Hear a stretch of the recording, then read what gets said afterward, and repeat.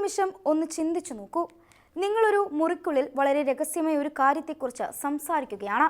വാതിലും ജനലും അടച്ചിട്ടിട്ടുണ്ട്. മൊബൈൽ ഫോണും ലാപ്ടോപ്പുമെല്ലാം ഓഫ് ചെയ്തിട്ടുണ്ട്. അതിനിടയിൽ ഒരു കൊതുകോ ഈച്ചയോ മുറികളിലേക്ക് പറന്നു വരുന്നു. നമ്മളിൽ പലരും അതിനെ ശ്രദ്ധിക്കാറില്ല. പക്ഷേ ആ ചെറിയ പ്രാണി യഥാർത്ഥത്തിൽ ഒരു ചാരനായിരുന്നാലോ? അതിൻ്റെ ശരീരത്തിൽ ഒരു ചെറിയ ക്യാമറയോ മൈക്രോഫോണോ ഘടിപ്പിച്ചിട്ടുണ്ടെങ്കിലോ? നിങ്ങൾ പറയുന്ന ഓരോ വാക്കും മറ്റൊരിടത്തേക്ക് തത്സമയം എത്തുന്നുണ്ടെങ്കിലോ? കേൾക്കുമ്പോൾ ഒരു ഹോളിവുഡ് സിനിമയിലെ രംഗം പോലെയാണല്ലോ തോന്നുന്നത്. എന്നാൽ ലോകത്തിലെ ചില രാജ്യങ്ങൾ വർഷങ്ങളായി പഠിച്ചുകൊണ്ടിരിക്കുന്ന ഒരു സാങ്കേതിക വിദ്യയാണിത്. ജീവനുള്ള പ്രാണികളെ ചെറിയ ഇലക്ട്രോണിക്സ് ഉപകരണങ്ങളുമായി ചേർത്ത് ചാരപ്രവർത്തനത്തിനും നിരീക്ഷണത്തിനുമായി ഉപയോഗിക്കുന്ന സാങ്കേതിക വിദ്യയാണിത്. ഇതിനെ സൈബോർഗ് ഇൻസെക്റ്റ് അല്ലെങ്കിൽ സൈബോർഗ് ബഗ് എന്ന് വിളിക്കുന്നു. നമ്മൾ ഇന്ന് കാണുന്ന ചെറിയ ഡ്രോണുകൾക്ക് ക്യാമറയും സെൻസറുകളും ഉണ്ടാകും. അവ ആകാശത്ത് പറന്ന് ചിത്രങ്ങൾ പകർത്തുകയും വിവരങ്ങൾ ശേഖരിക്കുകയും ചെയ്യും. പക്ഷേ അവയ്ക്കൊരു പ്രശ്നമുണ്ട്. ബാറ്ററി വേഗത്തിൽ തീരും, ശബ്ദമുണ്ടാകും. ചിലപ്പോൾ ആളുകൾക്ക് അത് എളുപ്പത്തിൽ കാണാനും കഴിയും. ഇതിനൊരു പുതിയ വഴിയാണ് ശാസ്ത്രജ്ഞർ കണ്ടെത്തിയത്. ഡ്രോൺ ഉണ്ടാക്കുന്നതിന് പകരം ഇതിനകം പറക്കാൻ അറിയാവുന്ന ഒരു ജീവിയെ തന്നെ ഉപയോഗിച്ചാലോ എന്ന ആശയമാണ് ഇതിന് പിന്നിൽ. ഈച്ച, കൊതുക്, വണ്ട്, ശലഭം പോലുള്ള പ്രാണികൾക്ക് മണിക്കൂറോളം പറക്കാൻ കഴിയും. കാറ്റിനെ നേരിട്ട് മുന്നോട്ട് പോകാനും ചെറിയ ഇടങ്ങളിലൂടെ കടന്നു പോകാനും ഇവയ്ക്ക് പ്രത്യേക കഴിവുണ്ട്. ഇതെല്ലാം പ്രകൃതി അവയ്ക്ക് നൽകിയ പ്രത്യേകതകളാണ്. ഈ കഴിവുകളെയാണ് ഗവേഷകർ ഉപയോഗിക്കാൻ ശ്രമിക്കുന്നത്. ചില ഗവേഷണങ്ങളിൽ പ്രാണികൾ പൂർണ്ണ വളർച്ചയിൽ എത്തുന്നതിന് മുമ്പുള്ള ഘട്ടത്തിൽ തന്നെ അവയുടെ ശരീരത്തിൽ വളരെ ചെറിയ ഇലക്ട്രോണിക്സ് ചിപ്പുകൾ ഘടിപ്പിക്കുന്നു. പ്രാണി വളരുമ്പോൾ ആ ചിപ്പുകളും അതിനൊപ്പം തന്നെ പ്രവർത്തിക്കുന്ന രീതിയിലേക്ക് മാറും. ഇതിനുശേഷം കമ്പ്യൂട്ടറിൽ നിന്ന് ചെറിയ ഇലക്ട്രോണിക് സിഗ്നലുകൾ അയച്ച് പ്രാണിയുടെ ചലനം ഒരു പരിധിവരെ നിയന്ത്രിക്കാൻ സാധിക്കുമെന്നാണ് ചില ഗവേഷണങ്ങൾ പറയുന്നത്. ഉദാഹരണത്തിന് ഇടത്തേക്ക് തിരിയണം, വലത്തേക്ക് പോകണം, മുന്നോട്ട് പറക്കണം എന്നിങ്ങനെ ചില അടിസ്ഥാന ചലനങ്ങൾ നിയന്ത്രിക്കാൻ ശ്രമങ്ങൾ നടത്തുന്നുണ്ട്. ഇതോടൊപ്പം വളരെ ചെറിയ ക്യാമറ, മൈക്രോഫോൺ, താപനില അളക്കുന്ന സെൻസർ തുടങ്ങിയ ഉപകരണങ്ങളും ഘടിപ്പിക്കാൻ കഴിയുന്ന തരത്തിൽ ഗവേഷണം പുരോഗമിക്കുകയാണ്. അങ്ങനെയെങ്കിൽ ഒരു ചെറിയ ഈച്ച പോലും ഒരു നിരീക്ഷണ ഉപകരണമാകാം. ഇത്തരം സാങ്കേതിക വിദ്യയുടെ ഏറ്റവും കൂടുതൽ ഉപയോഗം പ്രതിരോധ മേഖലയ്ക്കായിരിക്കും എന്നാണ് കരുതപ്പെടുന്നത്. ഉദാഹരണത്തിന് യുദ്ധം നടക്കുന്ന സ്ഥലങ്ങളിൽ മനുഷ്യരെ അയക്കാൻ കഴിയാത്ത സാഹചര്യത്തിൽ ഉണ്ടാകാം. തകർന്ന കെട്ടിടത്തിനുള്ളിൽ ആരെങ്കിലും കുടുങ്ങിക്കിടക്കുന്നുണ്ടോ? ശത്രുവിന്റെ ഒളിത്താവളങ്ങൾ എന്താണ് നടക്കുന്നത്? അപകട സാധ്യതയുള്ള ഒരു പ്രദേശത്ത് എന്താണ് സ്ഥിതി? ഇത്തരം വിവരങ്ങൾ സുരക്ഷിതമായി ശേഖരിക്കാൻ ചെറിയ സൈബോർഗ് പ്രാണികൾ സഹായിച്ചേക്കാം എന്നാണ് ഗവേഷകരുടെ പ്രതീക്ഷ. അമേരിക്കയിലെ പ്രതിരോധ ഗവേഷണ ഏജൻസിയായ DARPA വർഷങ്ങൾക്ക് മുമ്പ് തന്നെ ഇത്തരത്തിലുള്ള പദ്ധതികളിൽ ഗവേഷണം നടത്തിയിട്ടുണ്ട്.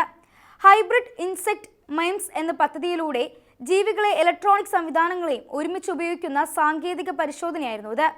അമേരിക്ക മാത്രമല്ല, ചൈന, റഷ്യ, ഇസ്രായേൽ തുടങ്ങിയ രാജ്യങ്ങളും ഈ മേഖലയിലെ ഗവേഷണങ്ങളിൽ താൽപ്പര്യം കാണിക്കുന്നുണ്ടെന്നാണ് വിവിധ റിപ്പോർട്ടുകൾ പറയുന്നത്. എന്നാൽ ഇവിടെ ഒരു കാര്യം പ്രത്യേകം മനസ്സിലാക്കണം. ഇത്തരം ഗവേഷണങ്ങൾ നടന്നിട്ടുണ്ടെന്നത് ശരിയാണ്. പക്ഷേ സിനിമകളിൽ കാണുന്നത് പോലെ ലോകമെമ്പാടും ആയിരക്കണക്കിന് ചാരക്കൊതുകൾ ഇപ്പോൾ രഹസ്യമായി പറക്കുന്നു എന്നതിന് വ്യക്തമായ പൊതു തെളിവുകൾ ലഭ്യമല്ല. സോഷ്യൽ മീഡിയയിൽ ഇത്തരത്തിലുള്ള നിരവധി അവകാശവാദങ്ങൾ പ്രചരിക്കാറുണ്ട്. എന്നാൽ അവയിൽ പലതും സ്ഥിരീകരിക്കപ്പെട്ട വിവരങ്ങളല്ല. ആയതിനാൽ ഗവേഷണവും യാഥാർത്ഥ്യവും ഉപയോഗവും തമ്മിലുള്ള വ്യത്യാസം മനസ്സിലാക്കേണ്ടത് വളരെ പ്രധാനമാണ്. എങ്കിലും ഈ സാങ്കേതിക വിദ്യയെക്കുറിച്ച് ഏറ്റവും കൂടുതൽ ചർച്ച ചെയ്യപ്പെടുന്നത് സ്വകാര്യതയുടെ കാര്യത്തിലാണ്. കാരണം ഇത്തരത്തിലുള്ള ചെറിയ ഉപകരണങ്ങൾ ഒരിക്കൽ വ്യാപകമായി ഉപയോഗിക്കാൻ തുടങ്ങിയാൽ ആളുകളെ അറിയാതെ നിരീക്ഷിക്കാൻ സാധ്യത കൂടും. ഒരു ഓഫീസ് മീറ്റിംഗ്, ഒരു രാഷ്ട്രീയ ചർച്ച, ഒരു കമ്പനി തയ്യാറാക്കുന്ന പുതിയ പദ്ധതി, അല്ലെങ്കിൽ ഒരു സാധാരണ കുടുംബ സംഭാഷണം, ഇത്തരം സ്ഥലങ്ങളിലേക്ക് ആരും സംശയിക്കാതെ ഒരു ചെറിയ പ്രാണി എത്തുകയാണെങ്കിൽ എന്താകും സ്ഥിതി? അതുകൊണ്ട് തന്നെ ഇത്തരം സാങ്കേതിക വിദ്യയ്ക്ക് വ്യക്തമായ നിയന്ത്രണങ്ങൾ വേണ്ടിവരും. മറ്റൊരു പ്രധാന വിഷയമാണ് ധാർമ്മികത.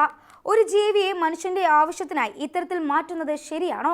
ജീവികളുടെ സ്വാഭാവിക ജീവിതത്തിൽ ഇടപെടുന്നത് എത്രത്തോളം ന്യായമാണ്? ഈ ചോദ്യങ്ങൾക്കും ഇപ്പോഴും വ്യക്തമായ ഉത്തരമില്ല. അതേസമയം ഈ സാങ്കേതിക വിദ്യയ്ക്ക് നല്ല ഉപയോഗങ്ങളും ഉണ്ടാകാം.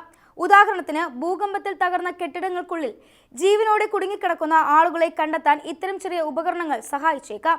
വലിയ ഡ്രോണുകൾക്കും എത്താൻ കഴിയാത്ത ഇടങ്ങളിൽ ഇവയ്ക്ക് എത്താൻ കഴിയും. കൃഷിയിടങ്ങളിലെ രോഗങ്ങൾ കണ്ടെത്താനും വന്യജീവികളെ നിരീക്ഷിക്കാനും പരിസ്ഥിതി പഠനങ്ങൾ നടത്താനും ഭാവിയിൽ ഈ സാങ്കേതിക വിദ്യ ഉപയോഗിക്കാനുള്ള സാധ്യതയും ഗവേഷകർ പരിശോധിക്കുന്നുണ്ട്. അതുകൊണ്ട് തന്നെ ഇത് നല്ലതിനും ഉപയോഗിക്കാം, തെറ്റായ രീതിയിലും ഉപയോഗിക്കാം. ഏത് പുതിയ സാങ്കേതിക വിദ്യയ്ക്കും ഉണ്ടാകുന്ന അവസ്ഥ തന്നെയാണ് ഇവിടെയും കാണുന്നത്. ആണവോർജം വൈദ്യുതി ഉണ്ടാക്കാനും ആയുധമാക്കാനും ഇവയെ ഉപയോഗിക്കാം.